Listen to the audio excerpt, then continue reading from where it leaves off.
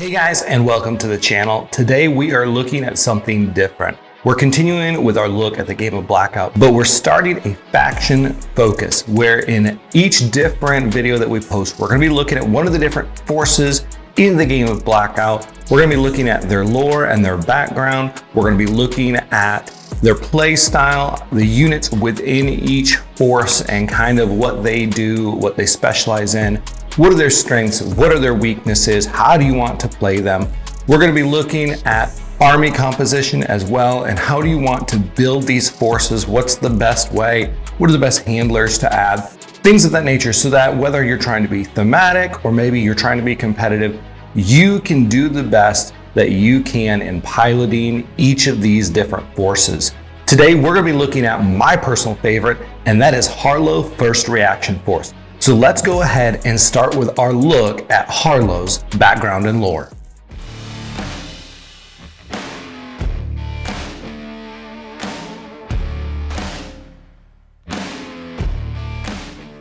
Harlow Kinetic Solutions landed on Able during the second wave in 2080.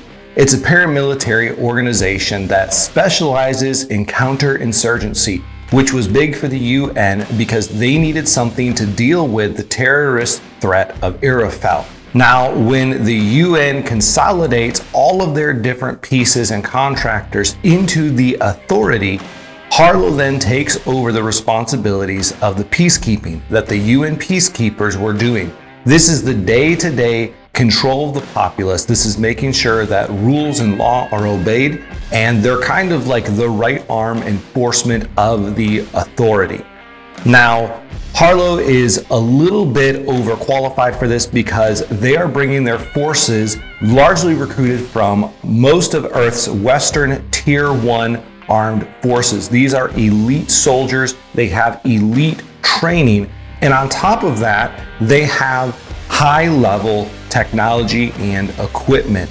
With all of this in mind, they are an extremely fast and extremely efficient lethal killing force. Their ability to handle fast reaction situations is better than just about anyone else's. Now, the people of Able are not big fans of Harlow Kinetic Solutions grunts, as they would probably call them, because of the way in which they deal with issues. If there's riots or if there's some insurgents or something like that going on, Harlow Kinetic Solutions will send in their guys and they will take care of it in a rather heavy-handed manner. They're not built to be subtle. They're not trained to be gentle. These guys get it done, which makes them highly unliked among the people of Able, but is the reason that their contracts continue to be renewed by the authority. Now, it may sound like these guys are just military police, and that doesn't sound very threatening, having a bunch of MPs running around, but the reality is they still have some very elite units within them. One of those was Jackal Team. Now, Jackal Team was tasked with investigating the death of Oliver Espinosa. And what they uncovered was that it wasn't Arafel's terrorist activity that was responsible for it, but it was the PAOC allies of the UN. Now, the UN brass decided they needed to cover this up, and so they attempted an assassination of Jackal Team, which proved unsuccessful. Jackal Team then joined Killwager in order to fund their covert attacks against the UN, and are still widely out there looking to bring down the UN and get revenge for being turned on by the higher ups.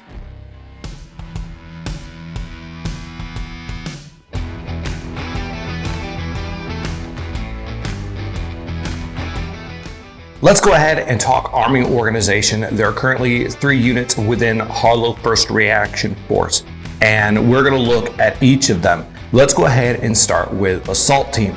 Now, Assault Team is probably what you might consider the most generic unit in the game. And that may sound like a slight, but it's really not. It's a 4-man squad, so that's larger than most squads out there. And it comprised of 2 grunts and 2 specialists. Now, like all human elements of Harlow, it's got a very unimpressive stat line. They've got a skill of 6, which is pretty much just average. They've got a movement of 4, not terribly fast, and they have one armor dice of 6 that they get to roll in order to keep themselves from being blown off the board. At first glance, this doesn't seem like much to be excited about. It's a very average stat line, but like with the rest of Harlow, it's not built on stats or armor or even just individual special rules, but the sum of the parts is just greater than them individually. And you're gonna see that as we look at Harlow and their playstyle and what makes them fun and what makes them special. Now, on top of that very average stat line, they actually have one of my favorite guns in the game. Both Assault Team and Control Team come with this default. It's the FAL 32C. It's got a 24-inch range, so it has a good long range, and it has the special rule CQB, which means that if you're within half range, 12 inches, you get to re-roll your failed shots. What this does is it adds some much needed versatility to Harlow First Reaction Force. It allows them to shoot at range, but then allows them to be a little more lethal up close, and is absolutely critical for them. The first specialist is a machine gunner, and on top of the FAL 32C's base profile, he adds a couple of key words. Number one, he adds cyclic, which means that he can, after he performs a shooting action, he can either make a second shooting action or he can make a ready action. This gives him the ability to lay down extra firepower or be versatile enough to then ready up, and he can make reactions, whether taking cover if he's out in the open, or he can fire back and create kind of cover and be able to cover different firing lines. Very, very effective, and it's a great model. But specialist number 2, the team leader, is kind of what makes him and the team go. Now, the team leader is just a base grunt with the special rule that once he has repositioned, instead of taking an action for himself, he can give his action to someone else in the team who has already performed an action. This is absolutely huge because it allows your guys to either move or reposition. You could double sprint. It allows your machine gunner to be able to fire twice, and with cyclic, that's absolutely brutal on top of that. It allows your guys to be able to sprint and then get an action from him, and they can sprint further, or they can sprint and then get an action from him and be able to shoot after that. So there's a lot that you can do with this. This is a very versatile team, and its size and its access to armory are absolutely huge. Now, the second team for Harlow First Reaction Force is Control Team, and this is my favorite unit in the entire game, bar none. I just absolutely love them. They build on the versatility that is Harlow First Reaction Force. It's a 3-man squad. They have 1 grunt, they have 2 specialists, and they have the exact same stat line as Assault Team. Skill 6, movement 4, 1 armor dice of 6. They come with the same default weapon, the FAL 32C, 24 inches, EQB. Those are all great. Those don't seem that special. Specialist number 1 is a Grenadier, and he has his own weapon that he comes with. It's a 24-inch range. It has blast of 1 inch and does damage 2. Now, this guy is great at taking out armored anti-personnel units. He's great at taking out maybe a high armored single infantry guy, but he's also good at putting damage on vehicles and putting damage on dusters. Gives you kind of the anti-armor that Harlow really needs, as they lack armor themselves. Number 2 in the team is you have your data spike. This is key. Some forces don't come with a data spike, but this automatically gives Harlow access to E-War, and they're able to score points on some of those scenarios that require it. They don't need to bring a special unit. If you're going to need to bring a handler or something like that, they can focus on someone else rather than automatically going with the data or the cyber handler, because they already have a data spike in their force. But the real key to Control Team is their special rule. They have a special rule which allows them to activate another unit in their forces immediately after they have finished all their activations. That means you don't have to roll, and more important than that, it means you don't have to spend a control point in order to get that next activation. This is a massive advantage. It can allow you to do a lot of things that your enemy isn't prepared for, doesn't see coming. You can gain a lot of board control. You can set a lot of traps. It requires a lot of strategy to use well, but it's a very big element of what Harlow does. The third unit and final unit for Harlow First Reaction Force is the Springbok AIs. This is a 2-grunt unit, no specialists involved with them, no armory.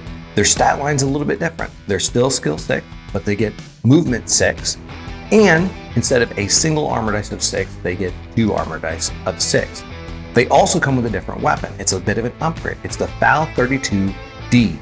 Same range, same CQB special rule, but on top of that, they gain sustain 1, which means every time they successfully roll for a shot, the enemy must reroll 1 armor dice that they have successfully rolled. This is key, can put a lot of damage down. Once again, still has the good range, still is even better in short range. A lot of versatility with it, but a little bit extra potential for damage. Now, what makes the Springbok so good is their mobility. Obviously, they have 6 inches to move instead of the 4, but they also have the jump 4 keyword, which means they have some vertical mobility. It's very important in this game where your battlefields are very 3D, they're very layered, they're not just a flat surface. You've got buildings and stuff like that you want to work around. And so these guys are key at moving into position, at being fast, at being very, very mobile, and they have a special rule that goes along with that. Twice a game, they can use chaff discharge, which means that one Overwatch reaction targeting them gets to be ignored. This allows them to move safely and get to where they need to be without taking damage. So those are our 3 units for Harlow First Reaction Force. Let's go ahead and let's jump into looking at their play style.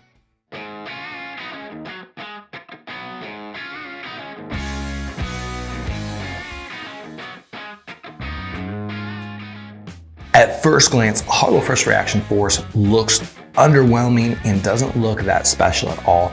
Their stat lines don't jump out, their special rules don't really jump out, but there's a couple of things that make them key, and we're gonna go ahead and look at that. Things that you need to maximize if you wanna get your potential out of Harlow First Reaction. Number 1 is their battle drills. They have 3 battle drills, 2 of which I think are maybe the best in the game, and 1 of which is useful, but then again, I don't necessarily absolutely love it. Number 1 is, I think, the best battle drill in the game, and that is Assaulters. It allows a unit to reposition and move, and they cannot be targeted for Overwatch. This allows your guys, which are kind of soft, they don't have high armor, they don't have a lot of dice they roll for armor, they get blown up easily, they can reposition and move without being targeted. They can get to where they need to go without being shot down, and that is key. Their second battle drill is Chaff, and this is probably the best smoke ability in the game. They place it with it wherever they want within 6 inches. It can take away visibility, it can provide much needed cover for Harlow, and more importantly, it only goes away on the roll of a 10 the next turn. I mean, it's going to be there for a while, and that's really good because we need to create lines of visibility and lines of sight, and Harlow doesn't have armor. We can't stand in the open, so we need these things in order to make us survivable. Number 3 is Stims. I don't think it's that useful of an ability, especially because the force rule for Harlow means every Harlow unit that sprints gets a +2 inch to their movement. So for Assault Team and Control Team, they all of a sudden get a 6-inch movement. For Springbok AIs, they get an 8-inch movement. The +2 movement from Stims, useful situationally, but because of how good Assaulters is and how good Chaff is, I really don't use it very often because the other ones I just think are better. What makes the battle drill so good for Harlow, better than other teams, is the fact that they have Control Team, which means they get to use more control points on battle drills because they're not using it to activate a unit out of turn and gain that advantage. This is key. That makes these battle drills go further because whereas another force might use 1 or 2, all 3 of our control points are probably going to be put towards these battle drills, getting to use them again and again and create a lot of favorable situations for us. The second important thing about how Harlow plays is their armory. Harlow has probably the most versatile, and I would say the best armory of any force in the game. Now, one of the reasons that it's so good is because it has so much access to it. Control Team can go to the armory 1. Assault Team can go to the armory twice. So you have 3 uses of it, and you've got a multitude of different things to do. The Armory has everything. We've got a jump 4 ability to give us vertical mobility if we need it. We've got the frag launcher, which is kind of like an anti-personnel weapon. It will take out a single infantry unit because it's got a 24-inch range. You get to re-roll 1 failed shot, and you force your opponent to re-roll 2 successful armor checks. That's key. You need to take down 1 infantry guy. That's it. That's a great weapon to go to in the Armory. It has an anti-vehicle weapon with head. It's got a 1-inch blast. It's got a damage of 4. That's really good. Short range, but you just run up and you kind of shoot it off and you take out a vehicle. You've got anti-armor with the micro launcher. It gains +1 shot for not moving, and it's a blast 1, damage 2. We have a lot of different things within that Armory that makes Harlow really good. And when you stop and think about it, enemies have to be very careful because even the grunts for Harlow can whip out these weapons and cause a lot of trouble. Whereas most forces, you look at what they have, you look at what they're equipped with, and you go, okay, well, we got to play around these guys. You can't do that with Harlow because all of a sudden their grunts are pulling out these weapons that are exactly what they need to take down exactly what you have out there. You've got to really make sure you use this Armory well because it is critical to success with Harlow. Now, the most challenging aspect of playing Harlow is that even though you have a higher body count, you probably have more models on the board than anyone else. Your guys have low skill, they've got low armor, so they die quickly, and they're not souped up with special rules or really cool kitted out weapons or anything like that. What makes Harlow so special is that everything within the force works together. It synergizes really well. If you want to do well at Harlow, you need to be playing it like it's chess.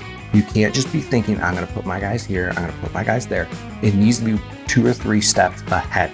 You need to always be thinking, what are the different moves that my opponent can make and how am I going to counter those? I think when I play Harlow, how do my contingencies have contingencies?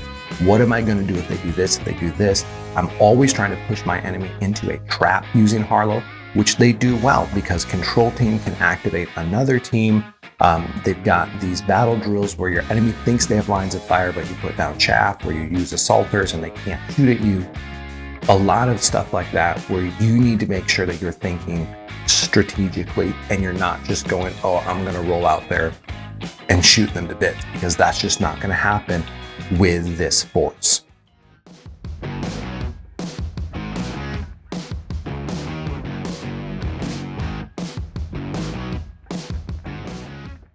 Finally, let's talk about list building. Now, list building in BLKOUT is extremely straightforward. It's as easy as you get. It's not like any other war game I've played. It's not kind of the free-for-all that is your historical gaming and you just put down whatever you want and fight it historically. But it's not like 40K or Star Wars Legion or something like that, where you're counting points and you're kitting out units and you're doing all these different things. It's very simple. You should have an equal number of units per side. So say you bring your battle force of 3 and your opponent brings their battle force of 3, but then you decide, hey, let's each bring another unit. So maybe your opponent brings a handler, which is a single unit but 1 model, but you bring another assault team. Well, you got 4 more models you've added. Those should balance out due to the handler's versatility, skill, their amount of damage they can take, and your team's abilities and what they can do. So with that in mind, let's go ahead and talk about how I list build when it comes to Harlow. The first thing is, if you're going to run 3 units, run these 3 units. They have great synergy. They all do something unique. They all cover a weakness. They're just really good working together in concert, okay? Now, a lot of scenarios, especially in Badlands and some in Impact, require you to take 2 units. So the question is, what unit gets cut out? For me, I say the Springboks. I like the Springboks, but I think the reality is the versatility you get between the assault team and the control team, you have to bring those. You get a large body count of 7 for 2 teams, and you get a lot of synergy between the 2. They react well. They've got a lot of access to armory, which is what Springboks lack. So that's what I would do if I can only bring 2 units. Now, you've got the question of what do you do with handlers? Say you're bringing a handler. Which handler works best when it comes to Harlow First Reaction Force? My 3 choices would be between the Siege, the Assault, and the Marksman. All handlers are unique. They're all good. They're all very effective, but those three I think works best with Harlow. You've got the data and cyber handlers, which are fine, but don't do a whole lot for us because we already have the data spike from the control team. You've got the melee and the covert handlers, and they're very effective up close, but the problem is Harlow has a hard time getting up close because of the fact that they die easily. And so if you put yourself really far forward and you're out in the open, you're probably going to get shot to pieces. So that can be a little bit challenging. You can definitely use those two, especially with our movement abilities, but my concern with those two is they get left out on an island by themselves and taken down rather easily. Maybe if you have a team or two of Springboks in order to move forward with them and kind of support them, that would work well, but I just don't think that they're the best choice for Harlow. I think what I said, the Siege, the Assault, and the Marksman are the best. For the Siege, he provides much needed armor. He's able to lock down a position and is extremely hard to move. He doesn't get off a position easily due to his special rules and his armor. The Assaulter synergizes well, really well. He's pretty much built for Harlow. He's got speed, he's got versatility, he brings some firepower, he brings some sustainability with his extra hit point and his armor and things like that. He works great. And then the Marksman. The Marksman's good in any force because of the fact that he is the single highest skilled model in the game. He's got an extremely powerful weapon with a massive range. He's just hard not to put in any army and see some level of effectiveness out of him. Now, if you're going to play larger games and you're all of a sudden going beyond the 3 units in Harlow, what do we add? Let's go ahead and look at that. The first thing I would say is I would add more Springboks and I would add more Assault Team. I wouldn't add more Control Team for a couple of reasons. They're built off their special rule. And while their special rule is good, it's less useful at larger games because there's more pieces that you have to keep track of. And that means you have a better chance of making a mistake because you've activated multiple units and you've not kept track of all of your opponent's units. And it can actually lead to you being harmed more than you being helped by having those extra duplicate activations. At smaller game levels, you can keep track of everything and you can really take advantage of it. At the larger ones, it can get kind of iffy and you can put yourself in some difficult situations because it's all hard to keep track of. Assault Team has a lot of numbers, they've got a lot of versatility, they've got a lot of access to armory. Springboks have a little bit extra firepower, a little bit extra armor, a little bit extra speed. They just lack a lot of the special rules, the armory, things like that. But those are the ones I would add. Now, say you're being a little bit more thematic and you want to add something outside of Harlow. I would go with UN Raid Force Alpha. I think the units out of there synergize really well with the Harlow First Reaction Force because they're polar opposites. UN Raid Force Alpha is high skill, low body count. Harlow, high body count, low skill, a lot of synergy. And so they fill in each other's weaknesses.